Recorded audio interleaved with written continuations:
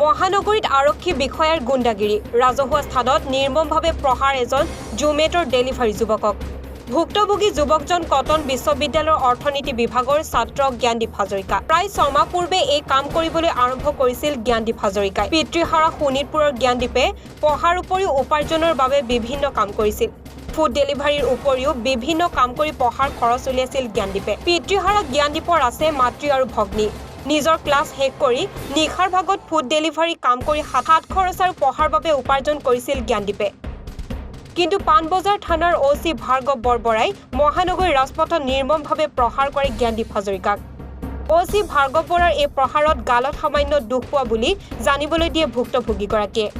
নো entry সোমোৱাটো মোৰ ভুল আছিল বুলিও প্ৰকাশ কৰে জ্ঞানদীপ হাজৰিকাই জানিব পৰা মতে প্ৰায় 5 ঘণ্টা থানাত বহুৱাই ৰখাৰ অন্তত যাবলৈ দিয়া হয় জ্ঞানদীপ হাজৰিকাক আনহাতে ওসি ভাৰ্গৱ বৰবৰাক নিলম্বিত ঘোষণা কৰিছে আৰক্ষী সঞ্চালক প্ৰধান জিপি সিঙে ইয়াৰ লগতে আৰক্ষী সঞ্চালক প্ৰধানগৰাকীয়ে বিভাগীয় তদন্তৰ কথাও ঘোষণা কৰিছে মানে হেফালি পাৰ হৈ যাব দিয়ে তো মই তেনেকৈ ভাবিছিলোঁ নৰ্মেলি তুমি কৈছে বুলি কিন্তু চিৰিয়াছ ইছ্যু চলি আছে অলৰেডি ৰাইজিং ডে আহি আছে বুলি কৈছে আলফাৰ কাৰণে তো সেইটো কাৰণে মানে অকণমান তাতে নাকাটো অলপ বেছিকৈ লগাইছিলে মোক মাতিলে মই মানে ভালকৈ গুৰুত্ব নিদিলোঁ প্ৰথমবাৰ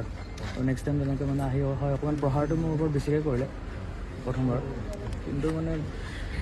পিছত গৈ ভালকৈ বুজি পাইছোঁ যে কেছটো অলপমান বেলেগ আৰু যে অলৰেডি ৰাইজিং ডেৰ কাৰণে কিবা বেলেগ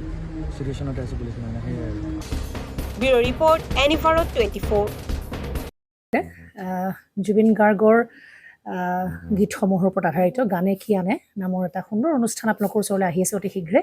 অহা 15 আগষ্টৰ পৰা ধেমাজিৰ পৰা প্ৰথম অডিশ্যন আৰম্ভ হ'ব আৰু সেই অডিশ্যনৰ যোগেদি